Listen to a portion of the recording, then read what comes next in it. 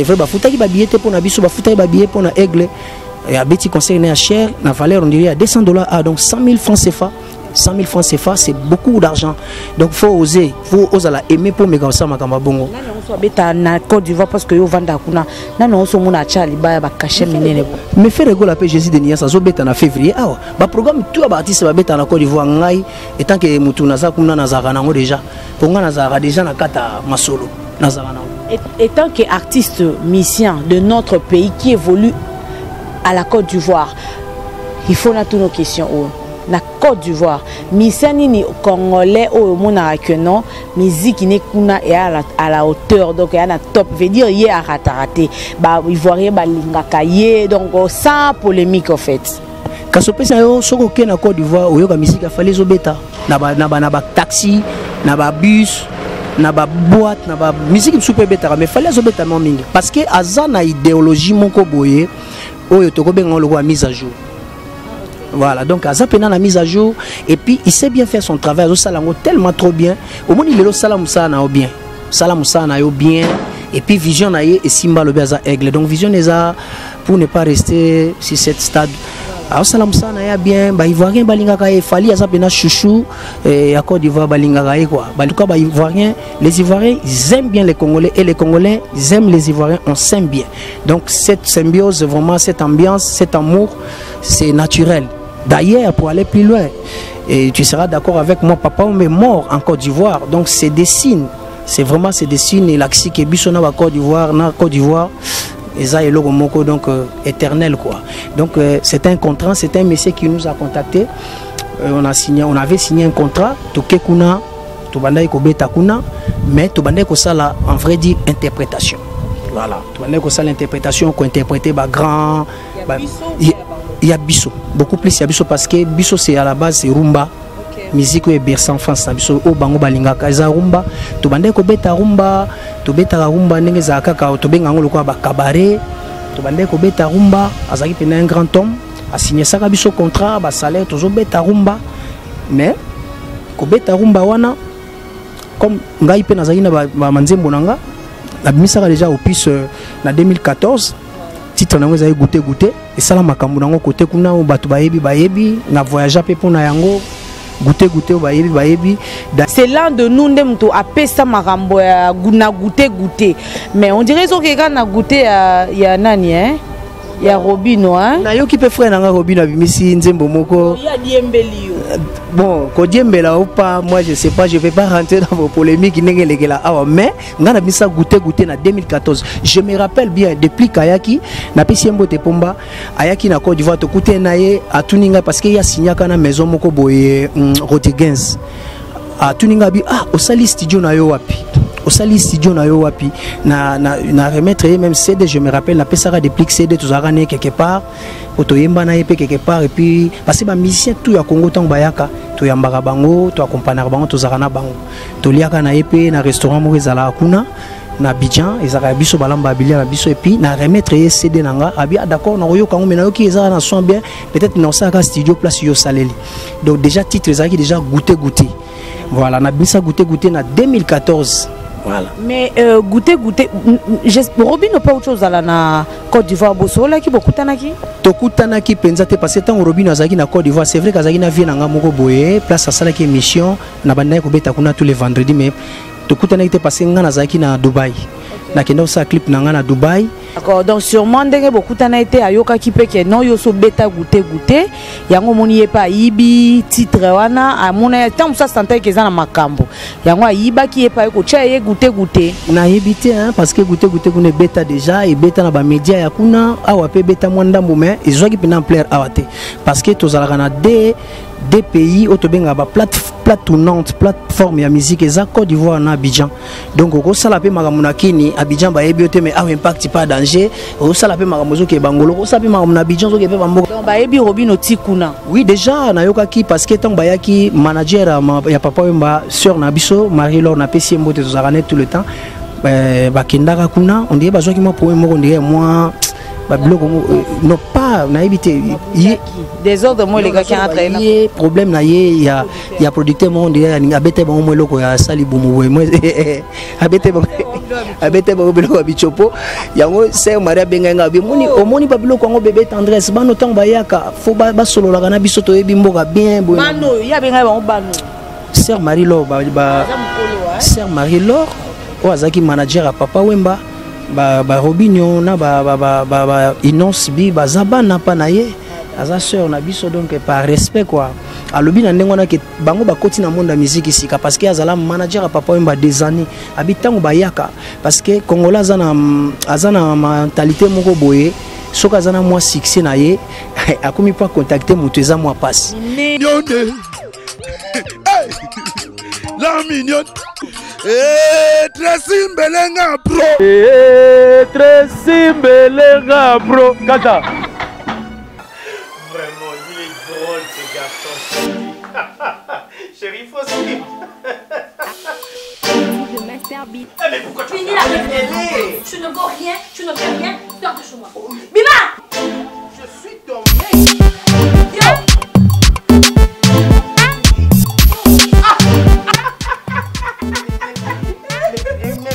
Mais pourquoi vous rigolez? Mais c'est pas que je t'avais demandé de partir. Qu'est-ce que tu fais ici? Qu'est-ce que tu fais ici? Chérie, hier tu disais, tu donnais des éloges. Mais c'est toi qui as fini toutes mes forces, chérie. Allez, je suis là. Tu ne vaux rien. Je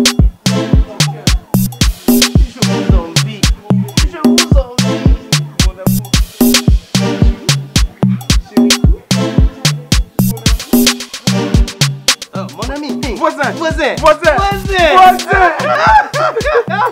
Mais voisin, entre nous soit dit, mais coloniaux sont dans mon akona moi si na yo ya munene, boule kaka pourtant yo zanzoto mikie, excusez-moi, boule kaka toujours en harmonie, boza ko seka menga, mon sinanga, quel que soit munene nanga, awuti ko benga nangai libanda.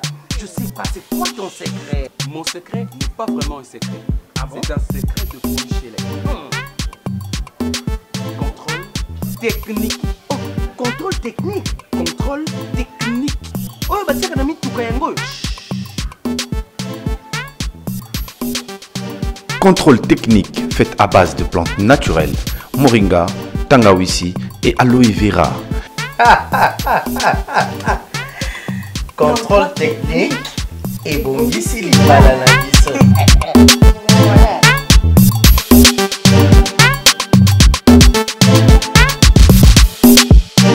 nalobi bafungola matoi boyokanga Congo Kinshasa France américaine awa toza pomadi ya solo esalami na la patrona Nikoli Malonga Longonda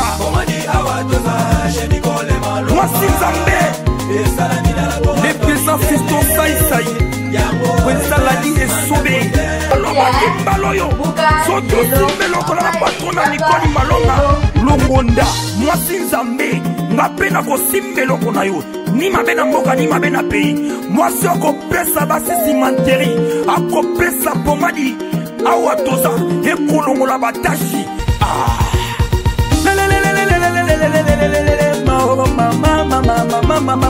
alingi nakaba lisolo tokosamaki mingi na bakisa mabe na kati ya mboka komwe zoka titilere azale toka mokolo masolo ya zale la patuna Nikola Malonga Longonda yoka mwasi nzambe akanga na masolo akopesa basisi mantera monene evimba mama pomade na biso awa toza Uniquement c'est pour le fest. Uniquement c'est pour le fest. Uniquement c'est pour le fest. Chancelo Kopamba Asana ba magasin Europe sans crédit Nikole Malonga Okama Pomadi awa toza 100% naturel ezolongola nduta na nzotwe ezolongola batashe na nzotwe ezosisa libumu monene na nzotwe kosalelango masive mama ezopesa mpe mibali bopekilikiwa nzoto na ngai numero ya tombo yango yo ok soit numéro le patron na nzambe mwasi akopesa simanteria munene Elfimba Banzele Kidibate Bona pour la France Benga Yeboye 33 75 111 097 5 Nasuka Topoko Kiko Benga Lisusu Boye Na 33 60 59 27 750 Bona pour l'Angola Bona pour l'Angola Bafungola Matoi bien Benga ina 00244 Nonane 65 88 218 Nasuka Bongo Bona pour la Guinée Nancy Boyoki Afroté ni nombre 1 habitat du Débé Sandara Fat na Congo Nicole Malonga Et Salami la laboratoire Mindele Très amusant hein? Et très mignon.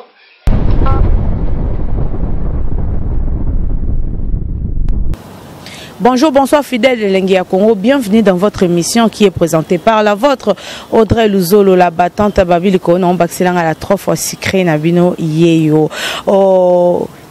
Lengia Congo, c'est une chaîne d'actualité. Lengia Congo, c'est une chaîne qui vous apporte des informations à temps réel. Aujourd'hui, je ne serai pas seule. Je suis avec un invité spécial. Lui, il est spécial. Pourquoi? Parce qu'il vient de la Côte d'Ivoire. Il vient de la Côte d'Ivoire. C'est un Congolais, mais résident à la Côte d'Ivoire, avec présenté Congolais, déconné Congolais au puce naïe, Marxiste Tungel naïe, au Ezabongo sur le marché, ils ont cartonné. Et il n'a pas voulu rester en Côte d'Ivoire, il a préféré Koya na Kinshasa, et Sika Oya Botami, et Sika au pays a passé beaucoup bâton naïe, Congolais, na Bisso, ba Kinois et partout, au bazan na Brazzaville, na Matadi, na Côte d'Ivoire, partout en fait, Bayo Kaye. Asale Libiso Moussala qui toko. Lui, c'est bébé tendresse. À nos puces sur le marché. Oh, déjà, Marxus Tungel a intitulé tu as me blessé. Tu as me blessé. En fait, bango bakenda nango plus bongo na ndenge ya kivoirienne. Mais yemoko na ko passer micro a ko meka ko éclaircir biso eza tu vas me blesser ou tu as me blessé. Donc voilà, mais avant de passer à mon invité le micro, je préfère saluer un homme spécial pour moi en fait. Aza vieux moro azala nanga na circonstance nyonso Alain Poupa l'ami du King babi amoninga Kinga bon séjour à toi mon vieux à Kinshasa nayebi que maramboze belé ko sala mais toros toujours pour ya bino vraiment ya biso ke na bongo Jonas Kalambayo mon vieux je te salue la Bello de Paris de Bon Dumont Château Papi Chic un homme concret. Donc, on veut dire Yako Sakate. Donc, Dani Chando, le chinois congolais, le number one, on a bango. Odilon Mampouya, exemple à suivre, continue au Lakisa Banzela, Nixon, boutique, Rifram, la douce OBM, Motema, il y a Félix Longa. Donc, voilà, aujourd'hui, j'espère que l'émission Oyo et que c'est Péli Sabino. Bonjour, bébé tendre.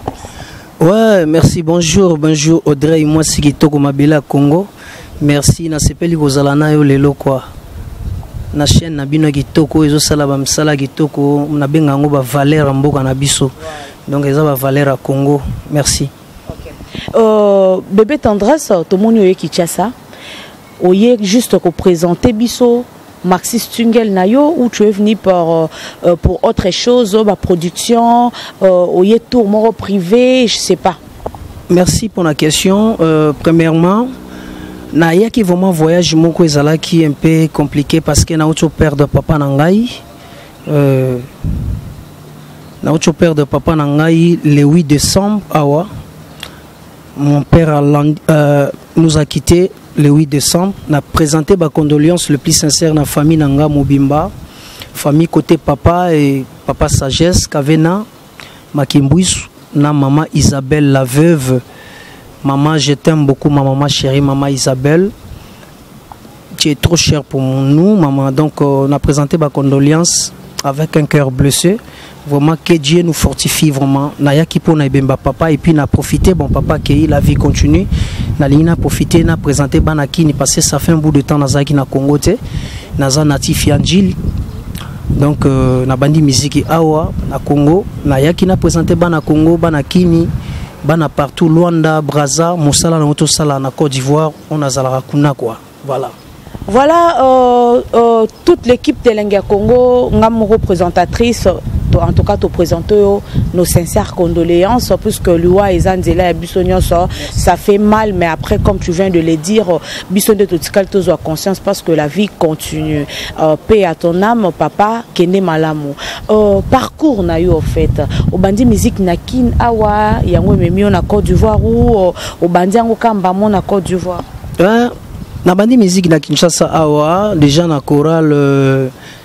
Tobanowe man église na Sainte-Thérèse banjilo bayebi une église catholique. Après ça tobandi na ba orchestre na biso ya quartier tozaki na ba jeune talent comme on dit tozaki na orchestre na biso moko songa talent na biso vie na biso mwana kutu komoni alaki amede ndandani na pesi mbote na biso soka zalaka mfumu orchestre na biso tobima pe ba champion anjili tobanda kobeta ba lever les rideaux ba wenge na Kinzinga batu bayebi Kinzinga bayebi juste à côté comme le loki mbuta.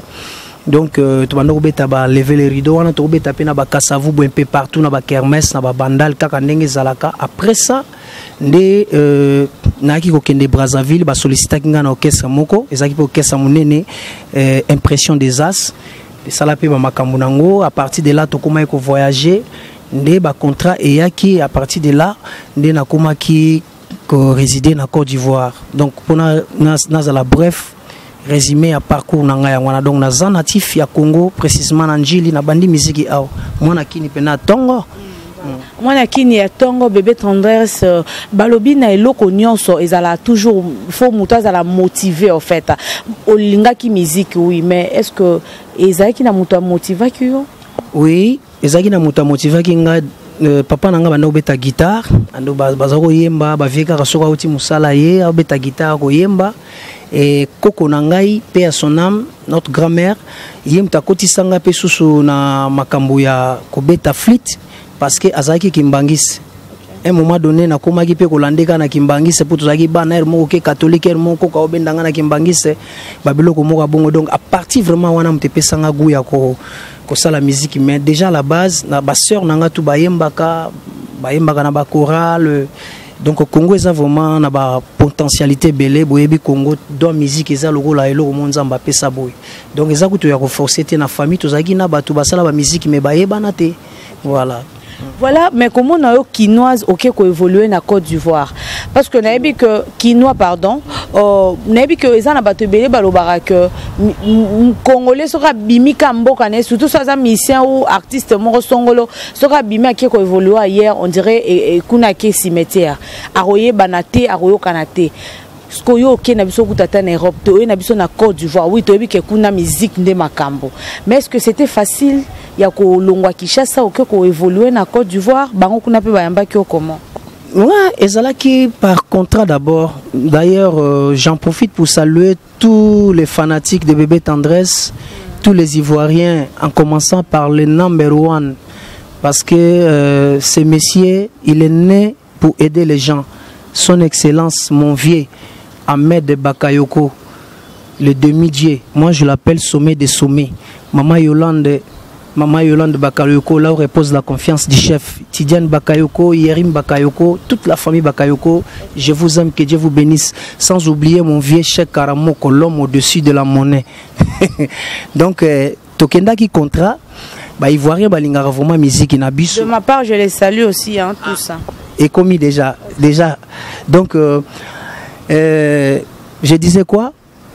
Ivoirien balinga musique na biso même lingala na biso tant zolo baga linga tous attend tous sur la même lingala le monde abina ba hôtel abina oh c'est intéressant ouais donc lingala les lo moko c'est un don on nzamba pesa en Afrique je peux dire la pesa biso en Afrique et d'ailleurs zaki propriété par musique na biso par ba seigneur Rochero ba grand Calais bandako yemba na lingala ba grand maître Franco ya ngwisala ke lingala kota balinga ka biso ba mboko pe balinga biso peut-être linga pe ko vanda kuna te donc to vanda kuna Côte d'Ivoire pour en tout cas ba Ivoiriens les Ivoiriens ils aiment bien les Congolais et les Congolais ils aiment les Ivoiriens on s'aime bien donc cette symbiose vraiment cette ambiance cet amour c'est naturel. D'ailleurs, pour aller plus loin, et tu seras d'accord avec moi, papa on est mort en Côte d'Ivoire, donc c'est des signes, c'est vraiment c'est des signes, et l'axi qui est bissona à Côte d'Ivoire, et ça est le moko donc éternel quoi. Donc c'est un contrat, c'est un monsieur qui nous a contacté, on avait signé un contrat, Tokekuna tobandaki kobeta kuna mais tobandaki kosala en vrai dire interprétation. Voilà, tobandaki kosala interprétation ko interpréter ba grand il y a biso beaucoup plus il y a biso parce que biso c'est à la base c'est rumba. Musique est bercé en France na biso o bango balingaka eza rumba tobandaki kobeta rumba tobeta rumba ndenge za kaka tobenga ngo lokwa ba cabaret tobandaki kobeta rumba azaki pena un grand homme a signé saka biso contrat ba salaire toujours beta rumba mais kobeta rumba wana comme ngai pe nazaki na ba manzembo nanga na bimisaka déjà au plus na 2014 titre nango ezali goûter et sala makambo nango côté kuna bato bayebi na voyage pe pona yango goûter bayebi d'ailleurs Alain Vanga président fan club nanga awa mobala nana Maleka papa na princesse Maleka arozala d'accord nanga goûter sala makambo mais fais-nous un extrait pour Batouba peut-être que biso de sopeto yo kango mais to ebate que c'est l'un de nous ndem to apesa makambo ya guna goûter mais on dirait so que na goûter ya nani il y a Robino hein na yo qui peut frère nanga Robino bimisi nzembo moko il y a Diembelio bon ko Diembela ou pas moi je sais pas je vais pas rentrer dans vos polémiques ngengelekela awa mais ngana bisa goûter na 2014 je me rappelle bien depuis Kayaki na Pisimbo te Pomba ayaki na Côte d'Ivoire to kuté naye atuninga parce que il y a signaka na maison moko boye Rodriguez atuninga bi osali studio na yo wapi osali studio na yo wapi na remettre même CD je me rappelle na pesara des pliques CD tout arane quelque part otoyemba na epé quelque part et puis parce que ba musicien tout ya Congo tang bayaka to yambaka bango to accompagner bango to zakana bango to liaka na epé na restaurant mo ezala kuna na Abidjan ezaka biso balamba bilia na biso et puis na remettre CD nanga abi d'accord na yo kango mena yo ki ezala na son bien peut-être na osaka studio place yo saleli donc déjà titre ezaki déjà goûter voilà na bisa goûter na 2014. Voilà. Mais goûter Robino pas autre chose à la Côte d'Ivoire bosola ki bokutanaki tokutanaki penza te parce que tant Robino azaki na Côte d'Ivoire c'est vrai qu'azaki na vie nanga moko boye place à sala ki émission na banda ko beta kuna tous les vendredis mais tokutanaki te parce que ngana azaki na Dubaï na kenda sa clip nanga na Dubaï tant na ye et puis na zwaki mo ba problème moko boye na muto alingaka produit nga po azaki coproducteur parce que ngana producteur nanga sala ka accident na 2015-2016 si j'ai une bonne mémoire et ça qui a été changé moi makambo donc na utako sala clip tango Robino ayaki na Côte d'Ivoire na sala qui te tokutana été d'accord donc sûrement ndenge bokutana été ayoka ki pe ke non yo so beta goûter yango moni ye pa ibi titre wana amona tant ça sentait que ça na makambo yango ayiba ki ye pa ko cha ye goûter na yebité hein parce que goûter kuna beta déjà et beta na ba média ya kuna awa pe beta mwanda mbome ezwa ki pena plaire awate parce que tozala na des pays autobenga ba plateforme ya musique eza Côte d'Ivoire na Abidjan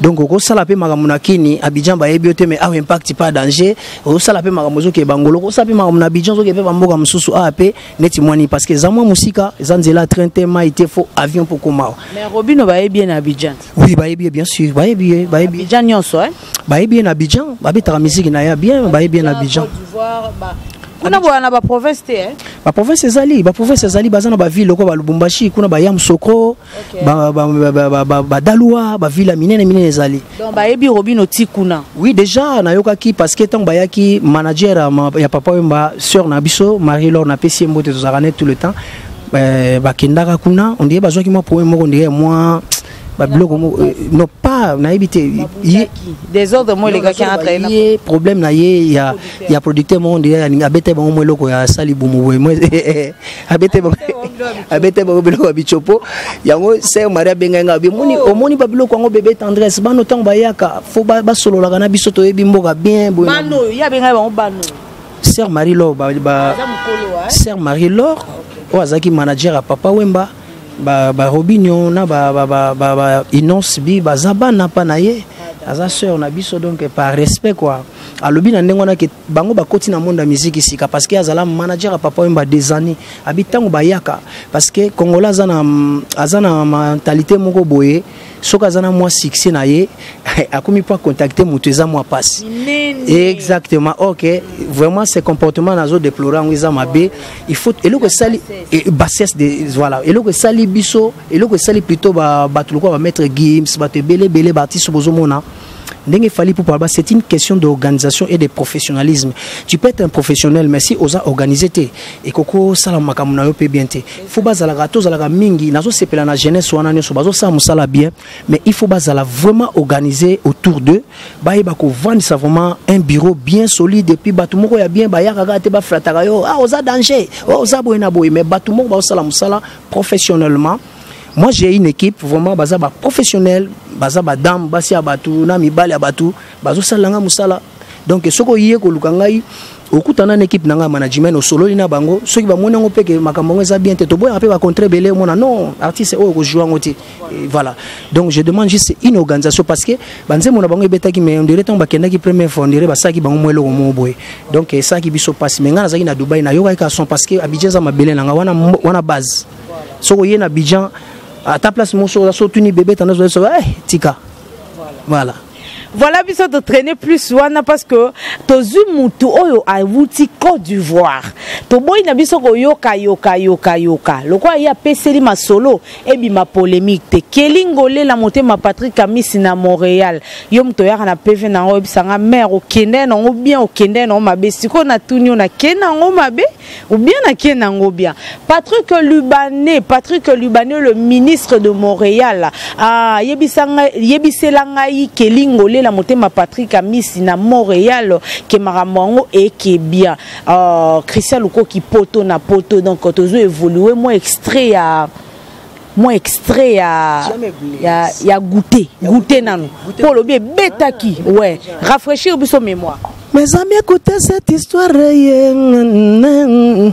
naimela Mamadou Arisho mais malheureusement peut écouter na Mamadou Arisho banini. Mes amis écoutez cette histoire Mamadou. Mes amis écoutez cette histoire Mamadou Arisho tala kobota mobali na la vie foza la Samson Mamadou okokutana na ba problème ne banko ya la vie Mamadou koya maladie koya mbongo koya mpiaka mama lelo makambo na famille koma cotisation mama lelo matanga kisasa e commande fête mama basusu kolala basusu kotonga mupanzi mama kabela bablo mabongo et puis na moni yango na matanga papa na ngata on a yé na moni pena ki matanga na kine koma fête na yé matanga papa mais nazomona batu bazo zelanga batu bazo sana bango lokola to fête mais pourtant tozaki eza pena ezaki ba bloc mo bongo donc voilà to pesi bango mo voilà Mukolo Montréal na pesi mbote Mukolo Montréal. Voilà. Je n'ai Mukolo Montréal. Ah. Atoni Mukolo Montréal. La pesi mbote prêtre donc to sentir puissance na yo. OK. Merci beaucoup. Tozo évoluer, ce que toyé na tu vas me blesser. Tu vas me blesser. Tu vas me blesser ou tu vas me blesser. Français à Côte d'Ivoire, Toloba Bongo, tu vas me blesser. Il est pas. Orien Moutaloba, je vais pas. Il est pas. Voilà, ils ont bloqué donc il y a l'argot va bloquer ma bongo. Tu vas me blesser. À cause de ton poulet là, tu vas me blesser. Donc en fait, je voulais juste donner un petit conseil. Le premier rendez-vous na bagarre, et ça na kine ça la partout dans le monde. Comment mobile azo s'attendre na moi mon retour. A bengi si maintenant vrai chéri bonnet Audrey aboye. Tant sera zoya pena donc joza déjà moi calcul la mutu vous comprendre donc azo boulega betu na to bima to dame banini mena suka or que invitation za la nango poko benga mutu zala courtois bo solo na bino kaka prise de contact boye bana bo approfondir relation mais le comment tango bimisi moi na moi si na premier rendez-vous au melisi moi na batu moi secret ne to benga na kinia moi secret moi nini oyo moi masanga to kotanga kombote aller moi ntabape na suko zo s'attendre na moi loko motika certes bo respecter femme donc ngalo wana ba na ambassadeur à basi na zo défendre basi le biso okuta na moi sika 2000 francs bon à transport suka 2000 tena yo kyoko ambo voilà ba bife di so bimina fille aza kitoko aza mabe peu importe nenga aza 2000 francs wana caché ba pesi syndicat ngaité mais en fait na ebi que wana pas ba fille le roi ba biso boy ko lekate 2000 francs ça passe pas non esimbate en fait juste car que mokilezo qui na ba ndenge mo ba vitesse moko boye biso lokola toza lokola ba to moko boye je peux dire ba éducateur à masse donc faut ba voir na biso comme à même place au bato ba voir ko commenter donc toza on a pour nous apporter ba conseil ko apporter moi ba nini éduquer pena génération quoi jeunesse quoi parce que biso série na biso tant tozoko la paix moi série moko boye petit ba 80 ko pour ça moke ezale pena o tali to mona moi mukanda Alain Vanga yebi joli maleka na mfumo na Strasbourg yebi donc ezali pena moi mukanda mona petit na okanisa nanu na okanisa donc il pas otindi lope réponse na ça si pe Alain Vanga zo aka na maleka bongo donc ezali kaka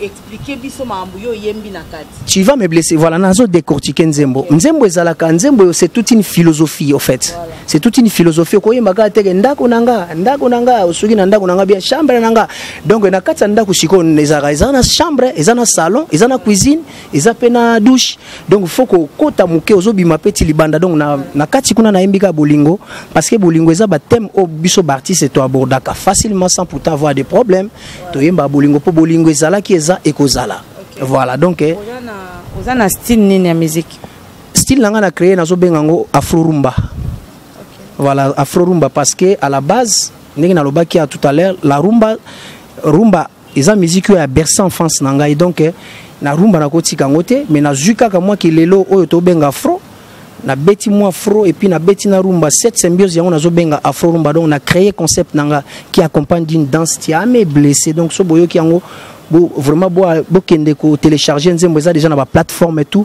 et clip moko qualité Roland Gogo mutasali yango batu ba yebi Côte d'Ivoire ba yebi qui est Roland Gogo c'est l'un des meilleurs réalisateurs en Côte d'Ivoire et pas plus clip n'a pas moins de 10 000 $, donc vraiment c'est un clip de qualité de réaliser le comme bien il y a professionnel pour na batuba ba mato ina ba misu na bango la dessus quoi ba kende ba romona.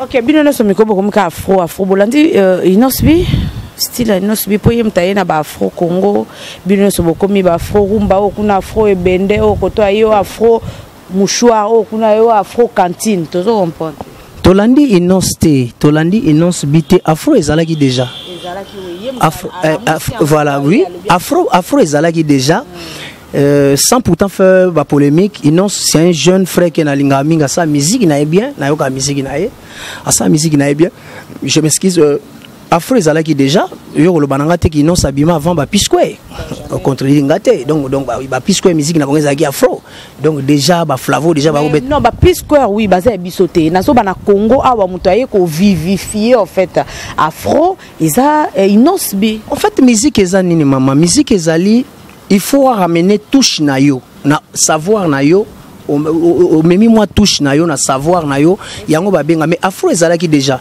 lelo par exemple tant ozoka motoloko la fali pour pas ayembi jaloux les jaloux je compte toujours de les éviter les ba komba fali trop wa fan na non asa musala bien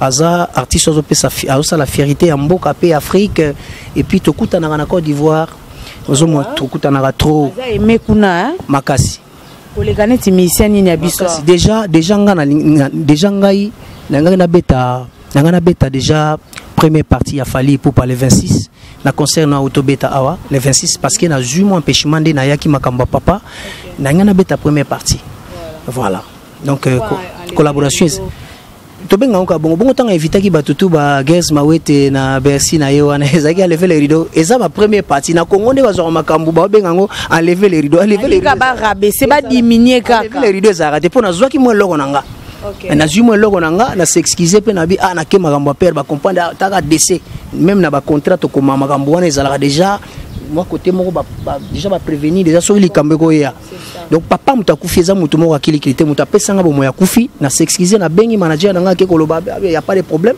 tout ça au même prochain conseil donc na benaki eloko Congo obenga ngo lever les rideaux comment non et ça lever les rideaux te ezali première partie na ba deuxième partie donc ba artiste bazo prester avant tête d'affiche yo a sali concert ba futeli ba billet na bango c'est vrai ba futaki ba billet te pona biso ba futaki ba billet pona aigle et à petit conseil n'est cher la valeur on dirait à $200 donc 100 000 francs CFA 100 000 francs CFA c'est beaucoup d'argent donc faut oser la aimer pour me gaussa makamba bongo nani on so beta na Côte d'Ivoire parce que yo vanda kuna nani on so mona chali ba cacher minene bo me fait rigolo la Jésus de Nias zo beta na février awa ba programme tout ba artiste ba beta na Côte d'Ivoire ngai etant que mutu na za kumna na zaka nango déjà pour nga na zaka déjà na kata masolo na zaka nango étant que artiste musicien de notre pays qui évolue à la Côte d'Ivoire, il faut na toutes nos questions.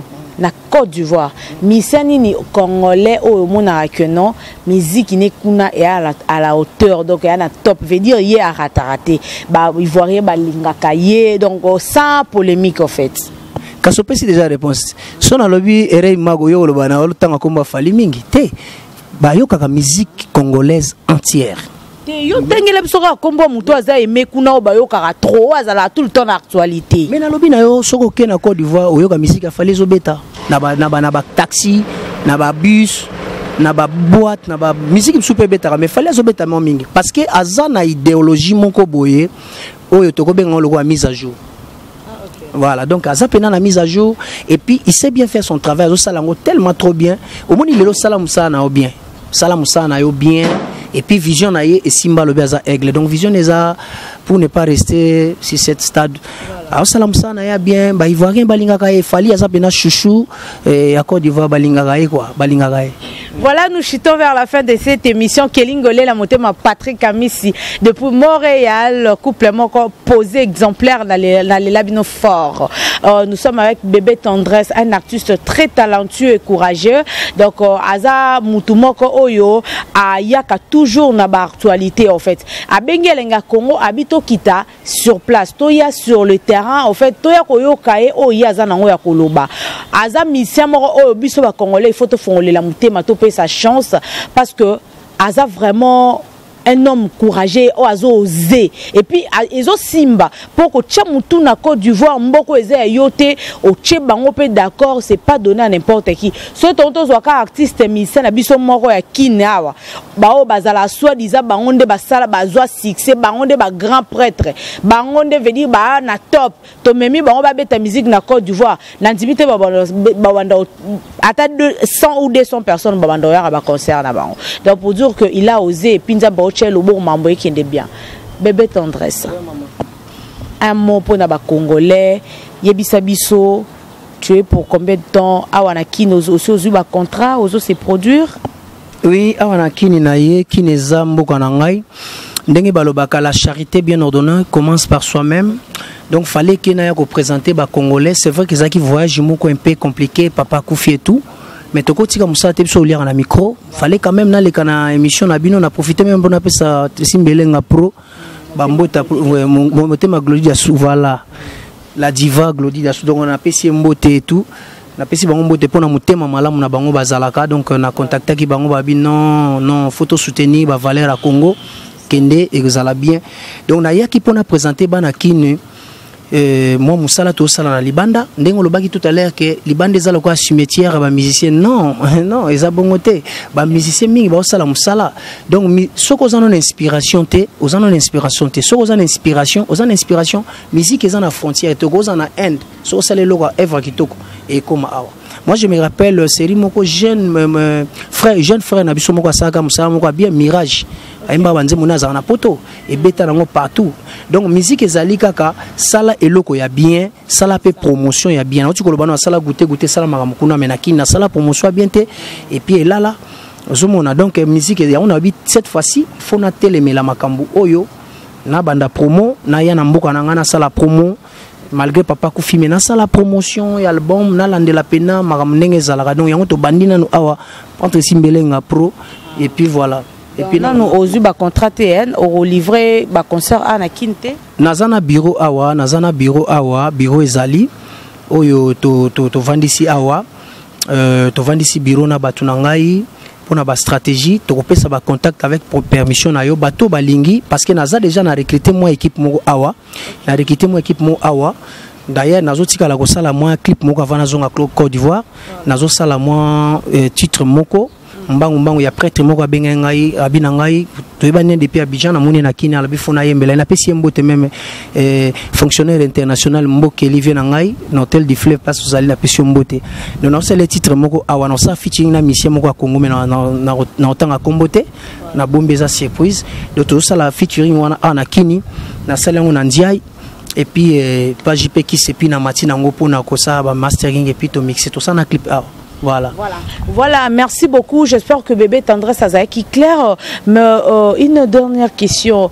Na musique bozo beta lelo ba mi se ba comme bima kili ba artiste ba comme ba kili. Yo mo mi lo belarani ni que na robeta kaka une année 2 ans 3 ans et puis na kati nanga parce que on dit embouteillage j'ai comme trop na mambango ou bien parce que je suis né musicien il faut na continuer na propulser.